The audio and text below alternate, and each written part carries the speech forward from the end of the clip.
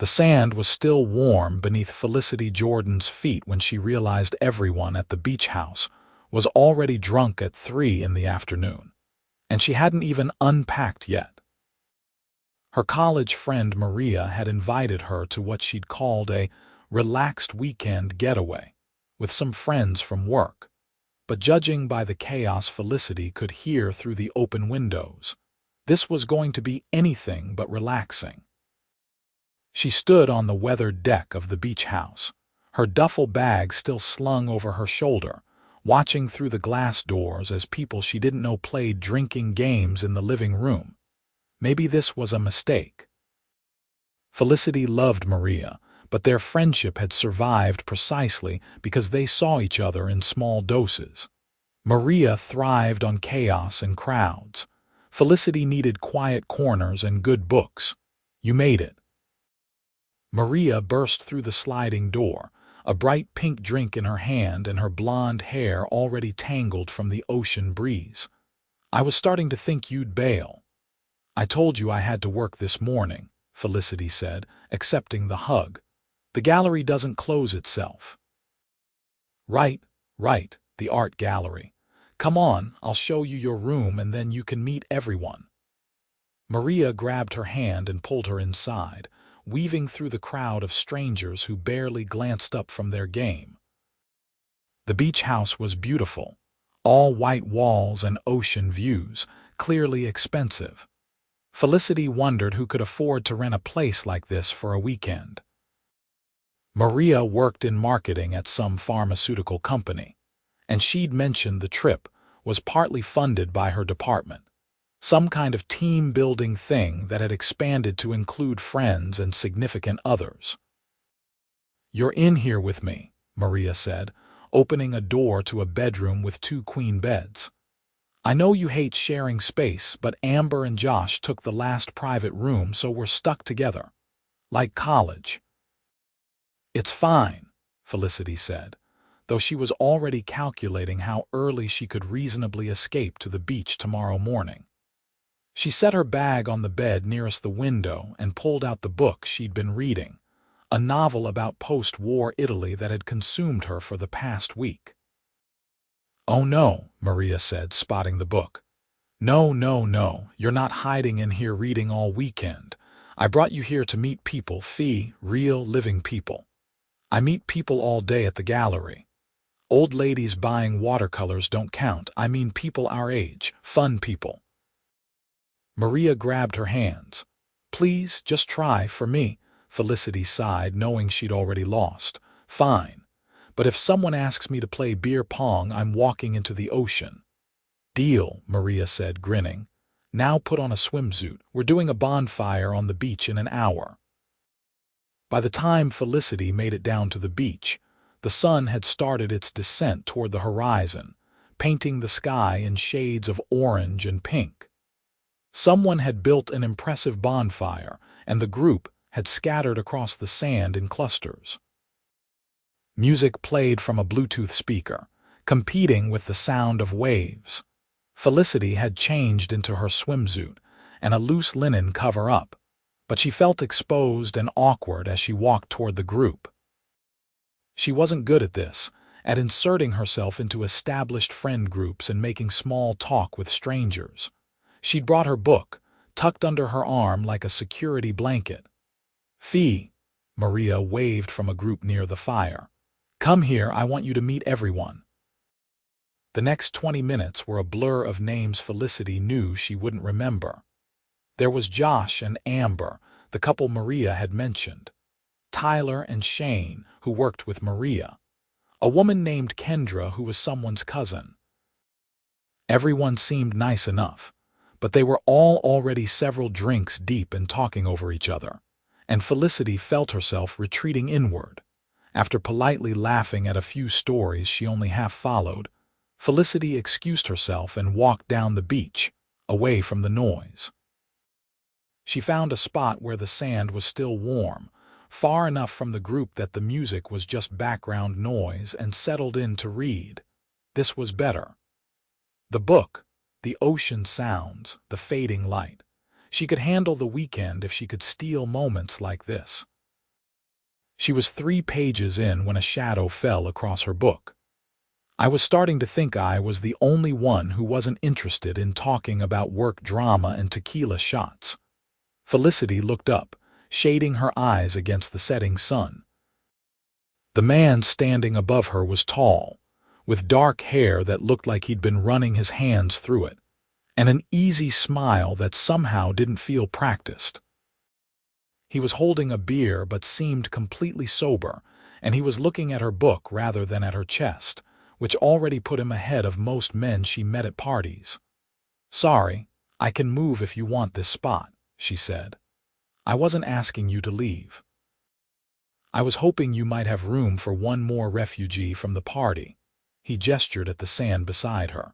"I promise I'm not one of those people who tries to talk during reading time. I respect the book." Something about the way he said it made Felicity smile.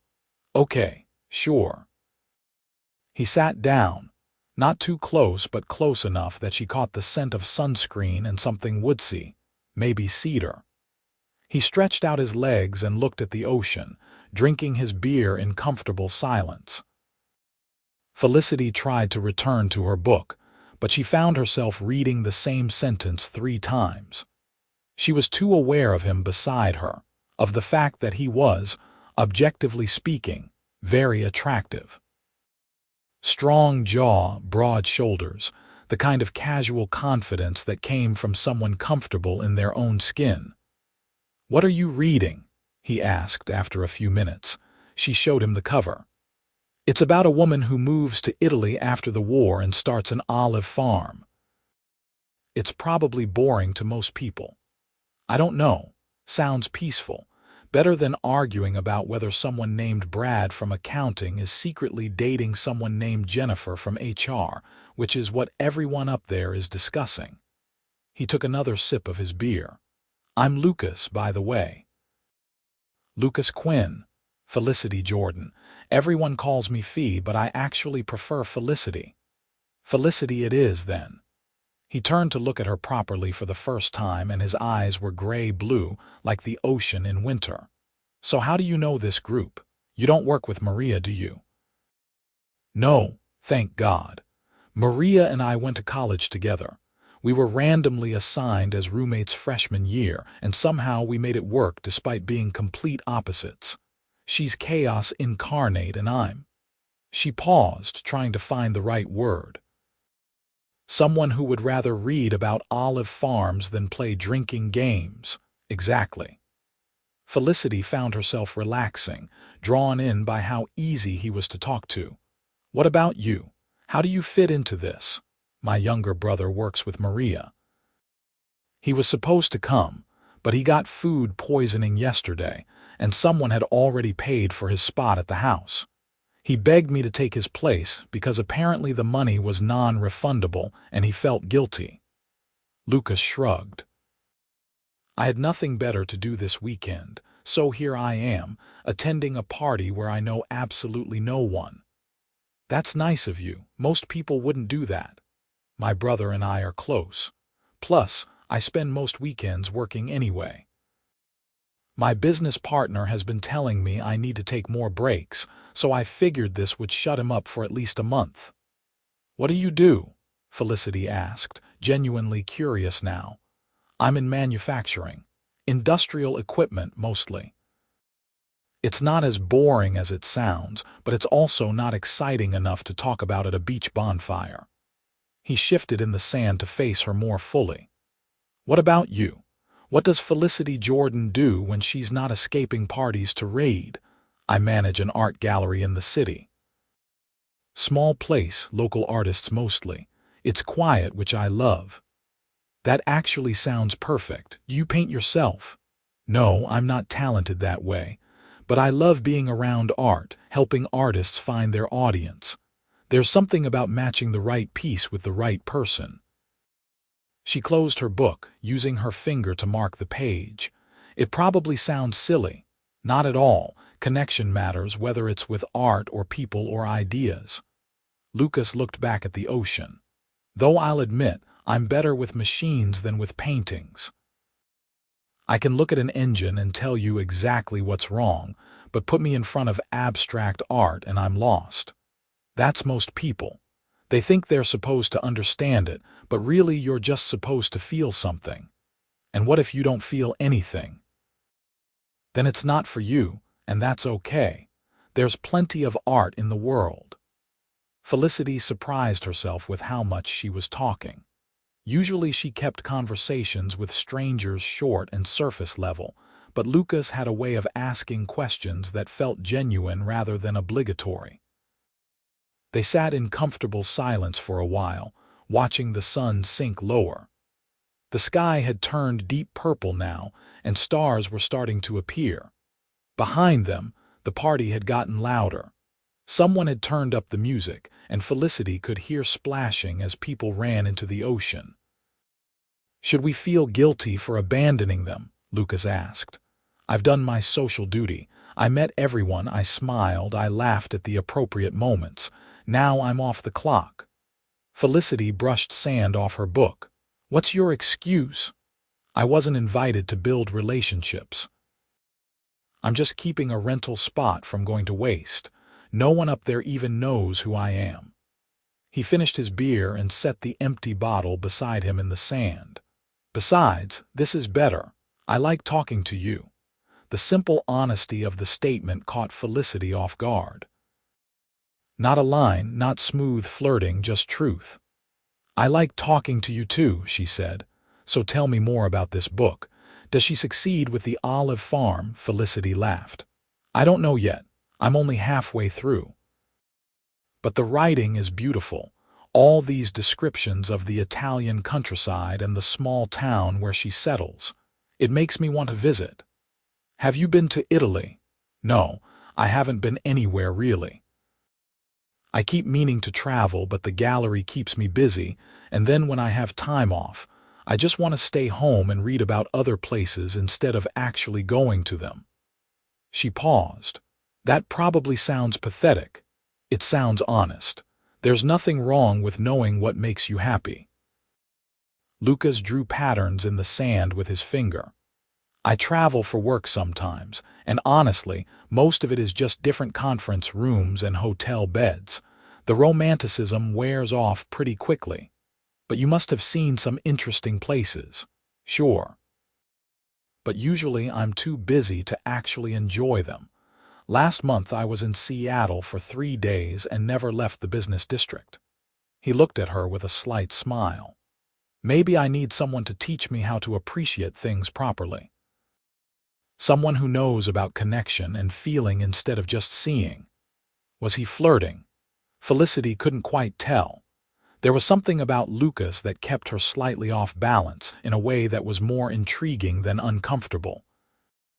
She was usually good at reading people, but he was harder to pin down.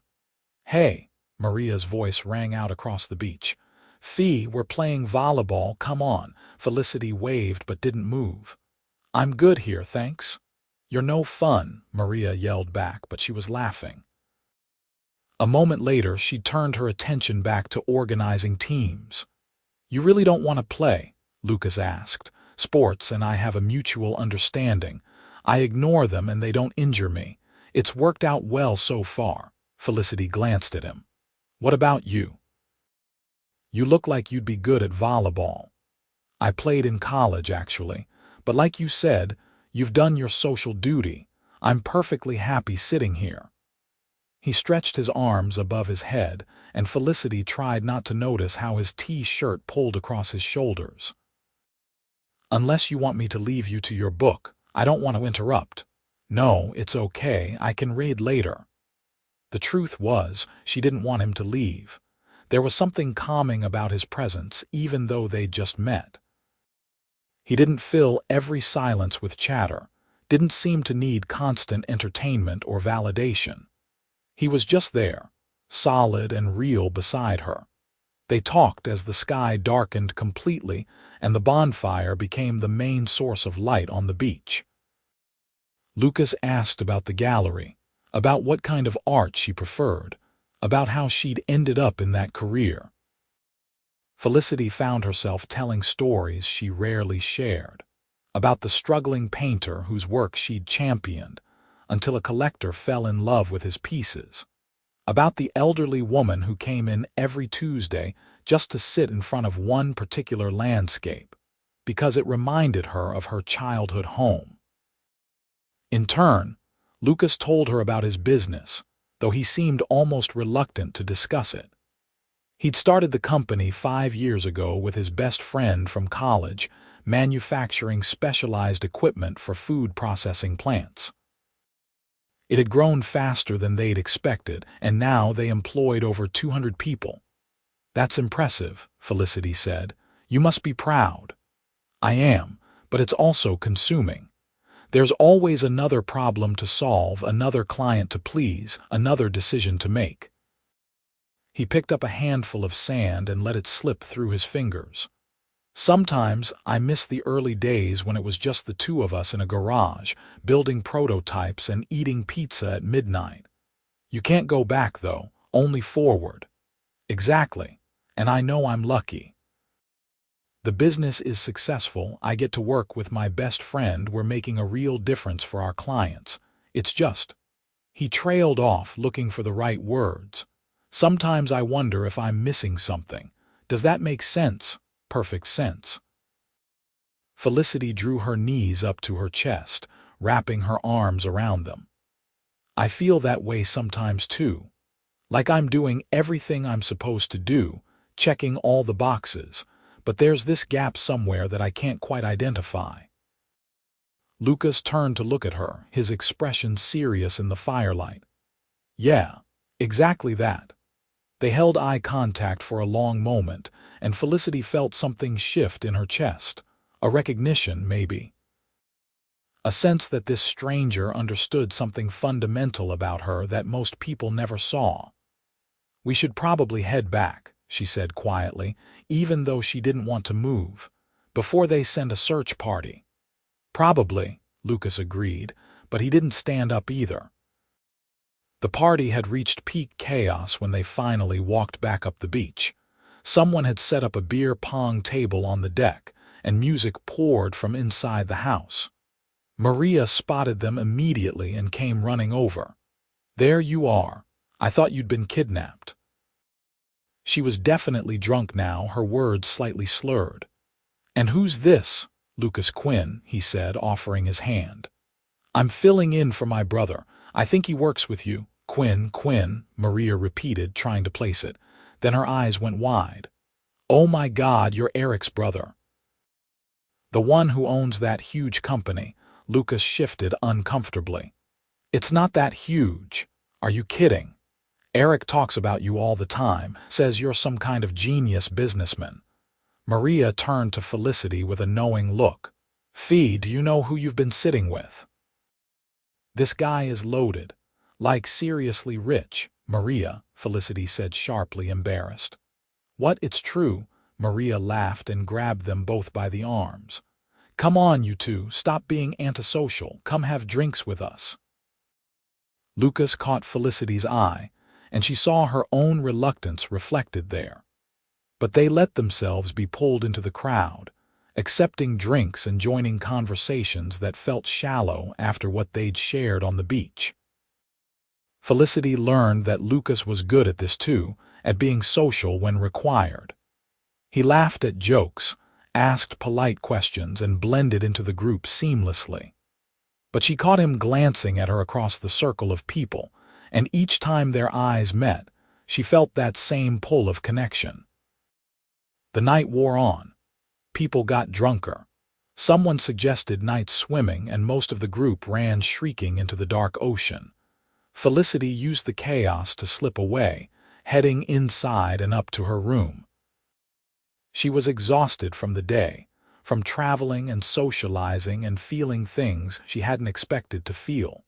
She changed into pajamas and was brushing her teeth in the bathroom when she heard a soft knock on the bedroom door.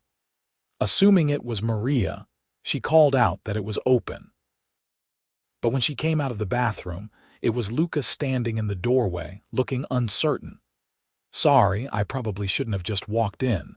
I was looking for you, and Maria said you'd gone upstairs, and I just wanted to." He paused, running his hand through his hair. I wanted to say goodnight properly, not in the middle of all that chaos. Felicity's heart was beating faster than it should. It's okay. I'm glad you did. He stepped into the room but left the door open, maintaining propriety.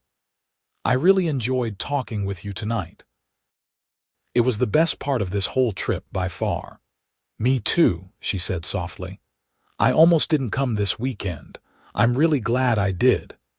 Can I see you tomorrow? I mean, I know we're all staying in the same house, but I mean actually see you. Maybe we could get breakfast, just the two of us, before everyone else wakes up. I'd like that, Felicity said. I'm usually up early anyway. How early? 7? Perfect. Meet you in the kitchen at 7. Lucas smiled, and it transformed his whole face. Good night, Felicity. Good night, Lucas. She watched him leave, then sat down on her bed, her mind racing. She barely knew this man. They'd spent a few hours talking on a beach. It shouldn't feel this significant, but somehow it did. Maria stumbled in around 2 in the morning, apologizing for waking her and falling into bed fully clothed. Felicity helped her take off her shoes and pulled a blanket over her, then lay awake for another hour, staring at the ceiling and thinking about gray-blue eyes and honest conversations. When her alarm went off at 6:30, Felicity got up immediately, surprisingly alert despite her late night. She showered quickly and pulled on jean shorts and a soft blue t-shirt, leaving her dark hair down around her shoulders. She didn't usually bother with makeup on vacation, but she found herself applying a little mascara and lip gloss. The house was silent as she made her way downstairs. Through the windows, she could see the beach in early morning light, peaceful and empty. The bonfire had burned down to ashes, and someone had made a half-hearted attempt to clean up the beer bottles scattered across the deck. Lucas was already in the kitchen, wearing running shorts and a t-shirt, his hair still damp from a shower. He looked up when she entered and smiled. Good morning. Morning. Felicity felt suddenly shy, all the ease from last night replaced with nervous awareness. Have you been up long? Just got back from a run on the beach.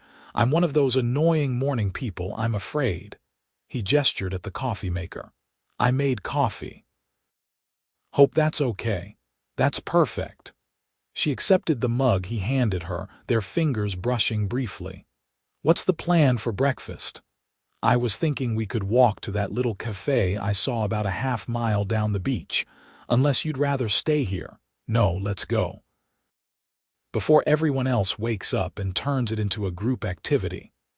They slipped out the sliding door and onto the beach, walking in comfortable silence as they sipped their coffee. The morning was cool and fresh, the sand still firm from the high tide during the night. Seagulls called overhead, and the waves rolled in with steady rhythm. The cafe was a small weathered building perched on a boardwalk, with outdoor tables overlooking the water. They were the only customers at this early hour, and they chose a table in the corner. This is perfect, Felicity said, looking out at the view. How did you find it, the run? I like to scout out escape routes.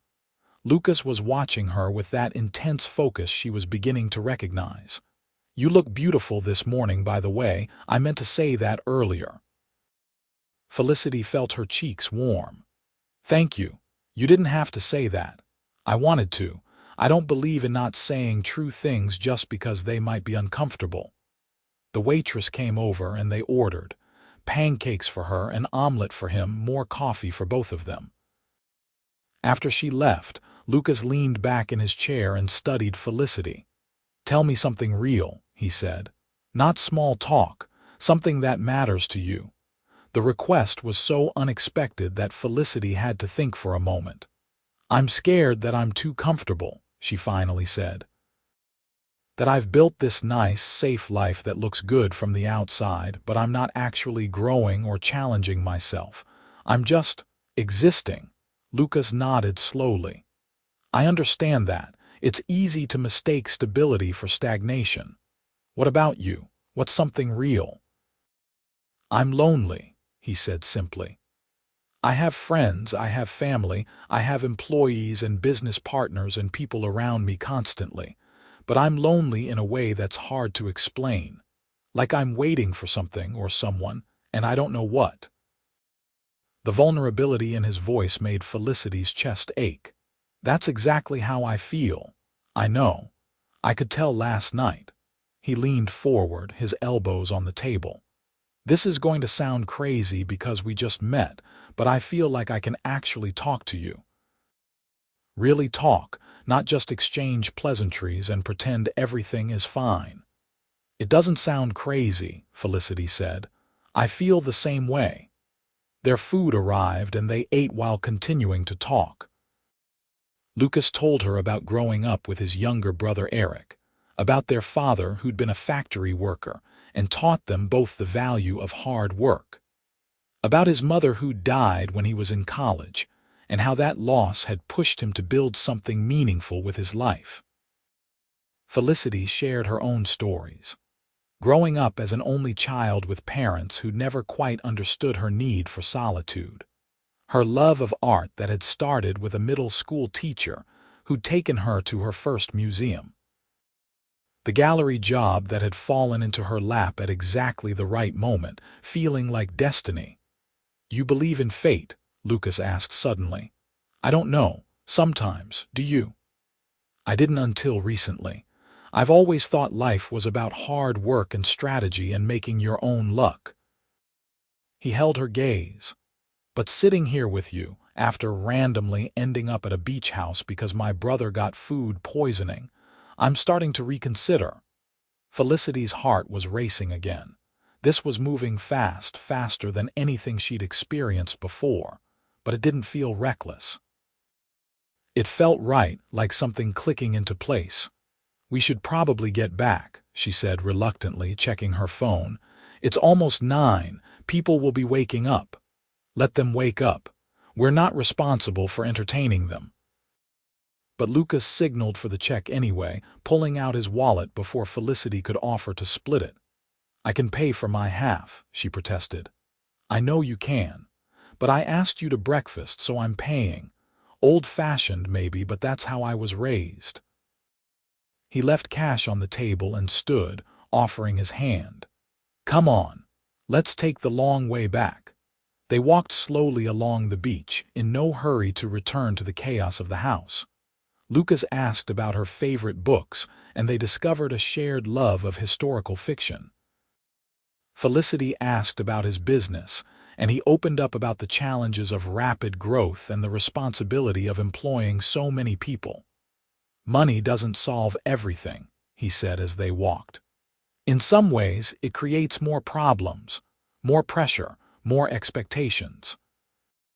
People see the success and they think your life must be perfect, but they don't see the 90-hour weeks or the stress." "Is that why you don't like to talk about it?" "Partly. Also because people treat you differently when they know. Maria's reaction last night, that happens all the time. Suddenly I'm not just Lucas, I'm Lucas the rich guy, Lucas who might be useful to know." He kicked at the sand. "It gets old." "I'm not going to treat you differently," Felicity said firmly. "I don't care about your money. I care that you're interesting and honest and you make me feel like I can be myself." Lucas stopped walking and turned to face her. "That's exactly what I needed to hear. Thank you." They were standing close now, and Felicity was acutely aware of his proximity. The way he was looking at her made her breath catch. For a moment, she thought he might kiss her, and she wouldn't have stopped him. But then voices carried across the beach. The group was emerging from the house, heading toward the water with towels and beach toys. The spell broke, and they started walking again, maintaining a careful distance. The rest of the day unfolded in a strange duality. On the surface, it was a typical beach day with the group.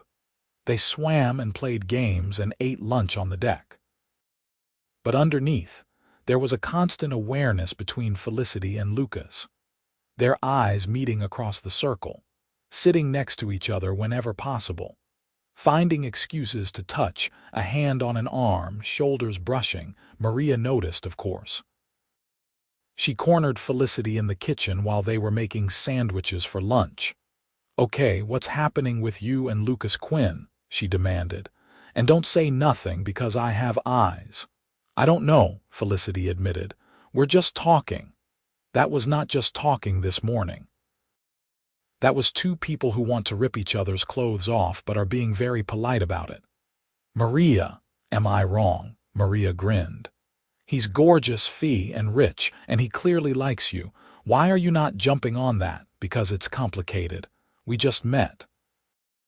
We live in different places, probably. We're just here for a weekend." Felicity arranged sandwiches on a plate, focusing on the task. "It doesn't make sense to start something that can't go anywhere." "Who says it can't go anywhere? You're both single adults. Go where it goes." Maria squeezed her shoulder. "You're always so careful, always thinking everything through. Sometimes you just have to feel." The afternoon drifted into evening. Someone organized a group dinner at a seafood restaurant down the road, and they all piled into various cars to drive over. Felicity ended up in the back seat next to Lucas, their thighs pressed together in the crowded SUV. At dinner, they were seated at opposite ends of the long table, which was almost a relief. The constant proximity was becoming difficult. Felicity needed space to think, to process what was happening. But she found herself watching him throughout the meal. The way he laughed at someone's joke, the way he listened when people spoke, giving them his full attention. He was kind and present in a way that seemed rare in her experience. Most people were always half distracted, looking at their phones or planning what to say next. Lucas actually engaged.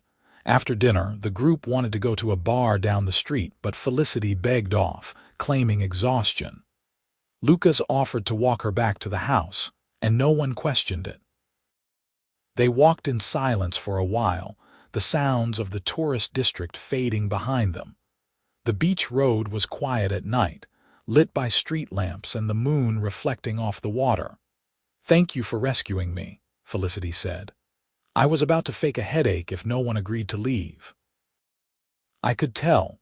You got this look on your face like you were calculating escape routes." Lucas smiled at her. "I wasn't ready for the night to end anyway." They reached the beach house, but neither of them moved to go inside. Instead, they sat on the deck steps, looking out at the dark ocean. "This weekend is going by too fast," Lucas said quietly. "We leave tomorrow afternoon." "I know." Felicity felt a sense of loss that seemed disproportionate to the situation. She'd known this man for barely 24 hours. It shouldn't hurt to imagine saying goodbye. "I live in Portland," Lucas said. "Where are you?" "Seattle." "That's not that far. 3 hours by car, less if you fly." "No, it's not that far." Hope flickered in Felicity's chest. Lucas turned to look at her. "I want to see you again, not just at this beach house with all these people." "Really see you, date you properly." "I'd like that," Felicity said softly. "Yeah." He reached out and took her hand, threading his fingers through hers. "Because I have to be honest, Felicity. I haven't felt this way about someone in years, maybe ever. And I know it's fast, and I know it sounds crazy, but I don't want to let this slip away just because the timing is weird or the circumstances are strange." "It's not crazy." Felicity squeezed his hand. "I feel it too." They sat like that for a long time, hands clasped, not talking, just being together. Eventually, the rest of the group came back from the bar, loud and drunk and oblivious. Maria gave Felicity a knowing look but didn't comment. That night, Felicity lay awake again, but this time it was anticipation rather than confusion keeping her up. Lucas wanted to see her again. This wasn't just a beach weekend romance that would evaporate in the real world. It was the beginning of something. The next morning came too quickly. Everyone was packing and cleaning, preparing to check out by noon. The energy was sluggish. hangovers and sunburns making people move slowly. Felicity folded her clothes carefully, taking her time. She didn't want to leave. She wanted to stay in this bubble where she and Lucas had found each other, where the outside world and its complications didn't exist yet. "You okay?" Maria asked, watching her from the other bed. "Yeah, just sad it's over." "It doesn't have to be over. Lucas lives in Portland, right?" "That's not far from Seattle. You can see each other." Maria sat up, wincing at the movement. "I'm really happy for you, Fee. He seems like a good guy." "He is, I think." Felicity sat down on her bed. "Is it normal to feel this much this fast?" "Who cares if it's normal? It's what you feel." Maria came over and sat beside her. "You're always so in your head about everything. Just let yourself be happy." "I'm trying." The drive back was chaotic, everyone trying to leave at once. Felicity ended up in a different car than Lucas, which was frustrating but probably for the best. She needed the time to come back to herself to prepare for regular life, but just before she got in the car, Lucas pulled her aside. "Can I call you tonight?" he asked. "Yes, please." "And next weekend, if you're free, can I come to Seattle, take you to dinner?" "Yes." Felicity felt like her heart might burst. "I'm free." He smiled, and then, with people watching and car doors slamming and chaos all around, he leaned down and kissed her. It was soft and brief and perfect, a promise of more to come. "Drive safe," he said against her lips. "You too." The drive back to Seattle felt endless. Felicity sat in the back seat while Maria and two other people chatted in the front, and she replayed every conversation, every look, every moment with Lucas. She was being ridiculous, she knew, but she couldn't seem to help it. Her phone buzzed just as they were entering the city. A text from an unknown number, "Made it home, missing you already. Is it too soon to say that?" She saved his number and typed back. "Not too soon, I miss you too." That week crawled by. Felicity went to work at the gallery, helped customers, organized a new exhibit, went through all her normal routines. But everything felt different, charged with anticipation. Lucas called every night and they talked for hours about everything and nothing. He sent her flowers at the gallery on Wednesday, a beautiful arrangement of wildflowers with a note that said, "Thinking of you." Her coworkers noticed. Her boss, an elegant woman in her 60s named Patricia, pulled her aside on Thursday. "You're glowing," Patricia said with a knowing smile. "New man, maybe. It's early." Felicity tried to downplay it, but she couldn't stop smiling. Early is good. Early is when everything is magical. Patricia squeezed her arm. "Enjoy it, dear. Don't overthink it." Friday afternoon, Felicity left work early to go home and get ready. Lucas was driving up from Portland and would be there by 7. She showered and changed clothes 3 times, finally settling on a simple black dress that made her feel confident without trying too hard. She was pacing her apartment, too nervous to sit still, when her doorbell rang at exactly 7. Lucas stood in her doorway holding a bottle of wine, and the sight of him made everything inside her settle into place. This was real. He was here. "Hi," he said, and his smile was worth the entire week of waiting. "Hi, come in." She stepped back to let him enter, suddenly aware of how small her apartment was. "This is my place. It's not much." "It's perfect," Lucas said, looking around at the art on the walls, the overflowing bookshelves, the cozy furniture. "It's very you." He handed her the wine and their fingers brushed. The touch sent electricity through her. "I have reservations at a restaurant in Capitol Hill," Lucas said. "But I'm flexible if you'd rather do something else." "No, that sounds great. Let me just grab my purse."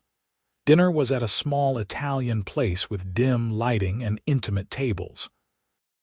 They sat across from each other, knees touching under the table, and picked up their conversation as if no time had passed at all.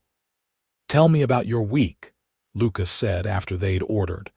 Felicity recounted the gallery events, a difficult customer, a new artist she was excited about. "It's not very exciting compared to running a company," she admitted. "Are you kidding? It sounds amazing. You get to spend your days surrounded by art and helping people discover things that move them. That's important work." Lucas reached across the table and took her hand. "Don't diminish what you do." The way he said it with such conviction made her chest tighten. "What about your week?" "Meetings, mostly.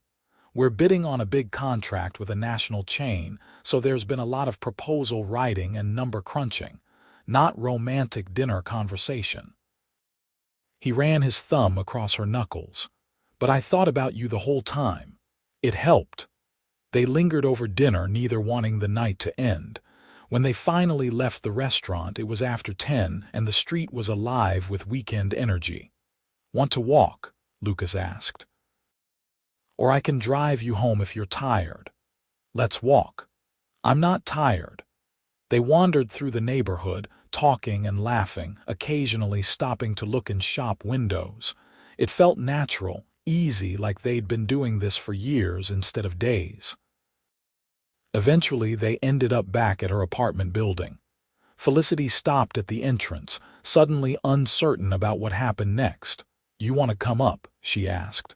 "Just for coffee, I mean. I'm not, I mean." Lucas cupped her face in his hands, his expression gentle. "Felicity, I'm not here to pressure you into anything. I just wanted to see you, spend time with you. That's enough." "Come up anyway," she said. "I'm not ready to say goodnight yet." Her apartment felt different with Lucas in it. He was so tall, so present, making the space feel smaller but also more complete somehow. She made coffee while he examined her bookshelves, pulling out titles and asking about them. "You have eclectic taste," he said, holding up a mystery novel next to a book on art history. "I read everything." "Depends on my mood." She handed him a mug and sat on the couch. "What about you? What do you read?" "Honestly, mostly business books and industry reports." "I know, boring." He sat beside her, close enough that their shoulders touched. "But you're inspiring me to branch out." They talked until after midnight, when Lucas finally, reluctantly said he should go. He was staying at a hotel downtown, planning to drive back to Portland in the morning. At the door, he pulled her close and kissed her properly for the first time since the beach. It was slow and deep and made Felicity's knees weak. When they finally broke apart, they were both breathing hard. "I'll call you tomorrow," Lucas said, his voice rough. "And I want to see you again next weekend. Your turn to come to Portland." "Yes," Felicity agreed, still dizzy from the kiss. "Definitely yes." The next few weeks fell into a pattern. Every weekend, either Lucas came to Seattle or Felicity went to Portland. They explored both cities together, finding favorite restaurants and quiet parks and museums. They talked on the phone every night, sometimes for just a few minutes, sometimes for hours. Felicity met Lucas's brother Eric, who took one look at them together and grinned knowingly. Lucas met Maria properly over brunch, and afterward, Maria pronounced him perfect. "I take full credit for this, by the way," Maria said. "If I hadn't invited you to that beach trip, you never would have met." "That's true," Felicity admitted. "Thank you, seriously." "Just invite me to the wedding," Maria said, and Felicity had laughed, but the comment had planted something in her mind. Was it too soon to be thinking long-term? They'd only been dating for a month and a half, but it didn't feel too soon. Every time she saw Lucas, it felt more right, more solid. Like they were building something real together. One Saturday in late August, Lucas picked Felicity up in Seattle for what he said would be a surprise. He drove them out of the city, heading toward the mountains. "Where are we going?" Felicity asked. "You'll see. Trust me." They ended up at a small winery nestled in the foothills, with stunning views of Mount Rainier in the distance. Lucas had reserved a private table on the terrace, and they spent the afternoon tasting wines and talking and soaking in the beauty. "This is incredible," Felicity said, looking out at the view. "How did you find this place?" "I've been researching," Lucas admitted. "I wanted to do something special for you. Every time I see you is special." He reached across the table and took her hand. "I need to tell you something. And it might be too soon, but I don't want to wait." Felicity's heart started pounding. "Okay. I'm falling in love with you, Felicity. Actually, I think I'm already there. I love you." He said it simply, directly, his eyes never leaving hers. "You don't have to say it back if you're not ready. I just needed you to know." Relief and joy flooded through her. "I love you too. I've been wanting to say it for weeks." Lucas stood up and pulled her to her feet, kissing her thoroughly while the other winery guests politely looked away. When they broke apart, they were both grinning. "So what do we do now?" Felicity asked. "We're in love, but we live in different cities, and I feel like we're in this weird limbo." "I've been thinking about that," Lucas said, "and I have some ideas, but I want to hear what you want first." They sat back down, but Lucas kept her hand in his, their fingers intertwined. "I love my job," Felicity said slowly, working through her thoughts out loud. "But I love you more. And Seattle isn't special to me beyond the job. I don't have deep roots here." "I do need to be in Portland for the business," Lucas said, "at least for now. But I don't want to ask you to give up your life for me. That's not fair." "What if I wanted to? What if I chose to?" Felicity looked at their joined hands.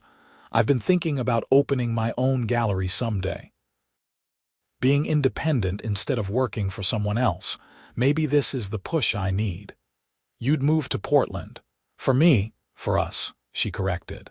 "For this. Because what we have feels more important than where I happen to be living right now." Lucas pulled her close and she could feel his heart beating fast against her. "Are you sure? I don't want you to resent me later. I'm sure. But I need time to do it right. Give notice at work, find a place in Portland, start building my network there, maybe a few months. However long you need. I'm not going anywhere." He kissed the top of her head. "I can't believe this is real, that you're real. I keep thinking the same thing." They stayed at the winery until it closed, making plans and dreaming about the future. On the drive back to Seattle, Felicity felt lighter than she had in years. She was taking a leap, making a change, choosing love over safety. It was terrifying and exhilarating at once. Over the next 3 months, Felicity worked methodically toward the move. She gave notice at the gallery, and Patricia, while sad to lose her, was supportive and excited. She started researching Portland's art scene, reaching out to contacts and potential partners for her own gallery someday. Lucas helped however he could, sending her apartment listings and connecting her with people in Portland's business community. But he was careful not to push, letting her make decisions at her own pace. In November, Felicity signed a lease on a small but charming apartment in Portland's Pearl District, not far from Lucas's loft downtown. The weekend she moved, Lucas took the day off work to help, along with Eric and some friends. They hauled boxes and furniture up 3 flights of stairs, ordered pizza for everyone, and by evening her new place was starting to feel like home. After everyone left, Felicity and Lucas sat on her new couch, surrounded by unpacked boxes, eating takeout Chinese food. "So this is really happening," she said. "I live in Portland now. How do you feel?" Lucas asked, scared, excited, happy. She leaned against him. "Mostly happy. Good, because I plan to make you happier." He set down his food and turned to face her. "I know you just moved and I know we're not rushing anything, but I want you to know something. I'm serious about this, about us. I want a future with you, Felicity. The whole thing. Marriage, kids if you want them, growing old together." Felicity felt tears prick her eyes. "I want that too. All of it. Then we're on the same page." Lucas kissed her softly. "Take your time, build your gallery, settle in, but know that I'm here and I'm not going anywhere." The first few months in Portland had their challenges. Felicity missed her old routine, her familiar coffee shop, the gallery where she'd worked for years. But she threw herself into building connections in the Portland art community, attending openings and meeting artists, and slowly assembling the pieces of what would become her own gallery. Lucas was patient and supportive through all of it, celebrating her successes and listening when she needed to vent about setbacks. They fell into their own routines as a couple. Morning runs together on weekends, cooking dinner at one of their apartments most nights. Lucas teaching Felicity about wine, Felicity dragging Lucas to art museums and slowly educating his eye. His business was growing too. The national contract they'd been pursuing came through, and suddenly they were hiring rapidly and expanding facilities. Lucas worked long hours, but he always made time for Felicity, never making her feel like an afterthought. By spring, Felicity had found the perfect space for her gallery, a small storefront in a developing neighborhood with good foot traffic and reasonable rent. Lucas insisted on investing in the business, becoming a silent partner so she'd have the capital to do things right. "I believe in you," he said when she protested about taking his money. "This is a good investment. Plus, I like being part of your dream." The gallery opened in May, almost exactly a year after they'd met at the beach house. Maria flew in for the opening, as did Patricia from Seattle and several artists Felicity had worked with. The space looked beautiful, filled with carefully curated pieces from local Portland artists. Lucas came late, straight from a business meeting, still in his suit, but when he walked in and saw what she'd created, his face lit up with pride. "This is amazing," he said, pulling her aside. "You did this." "We did this," Felicity corrected. "I couldn't have done it without you." "You could have, but I'm honored I got to help." He kissed her in front of everyone, not caring who saw. "I'm so proud of you." That night, after the last guests left and they were cleaning up, Lucas pulled a small box from his pocket. Felicity's breath caught. "Lucas." "I was going to wait," he said. "Do something elaborate and romantic. But standing here in your gallery, seeing everything you've built, I realized there's never going to be a more perfect moment."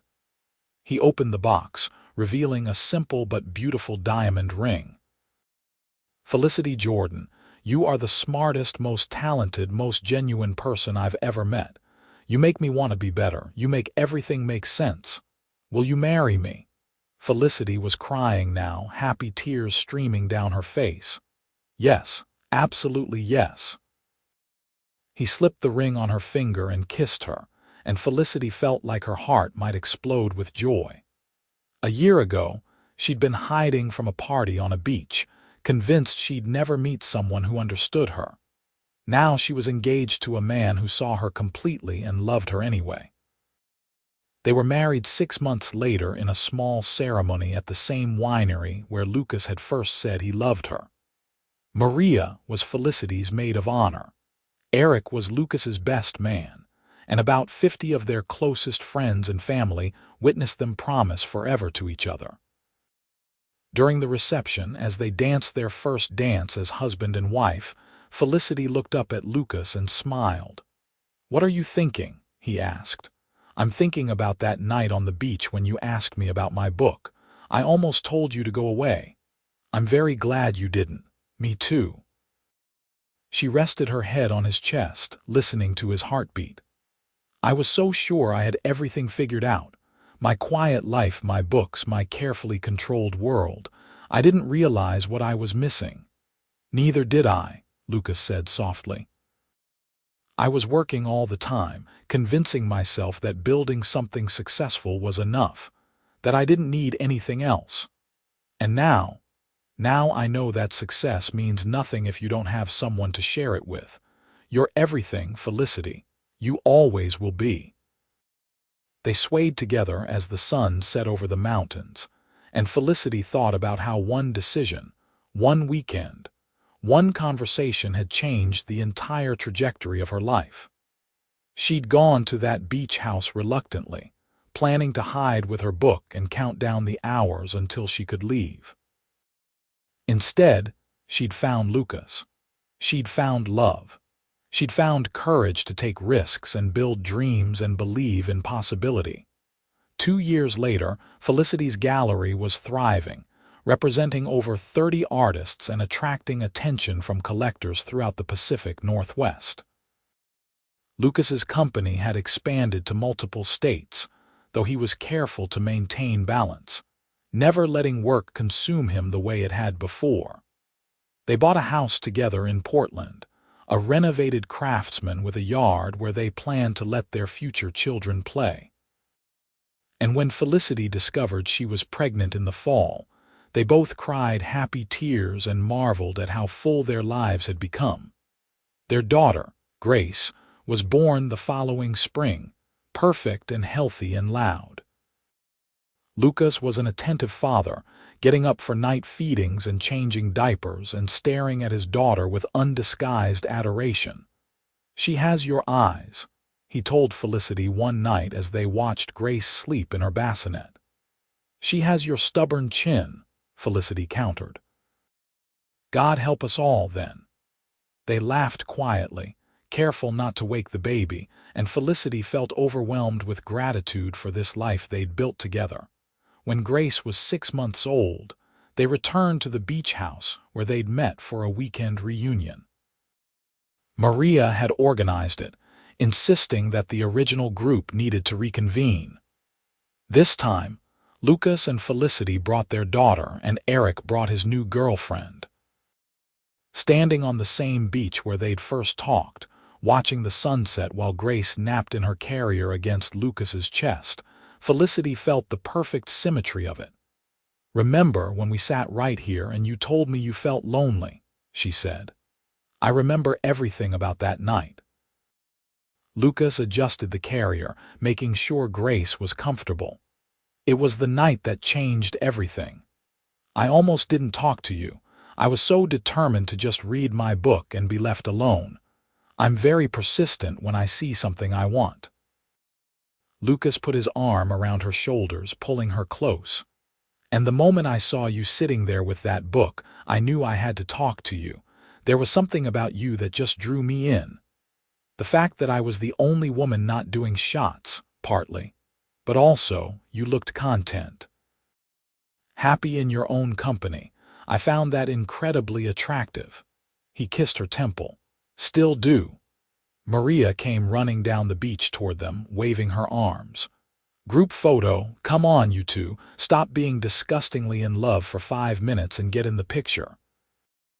They joined the others, Lucas keeping one hand on Grace's carrier and the other around Felicity's waist. As someone snapped photos, Felicity looked around at the group of people who'd become their extended family. It was funny how life worked, how a random weekend trip could lead to everything.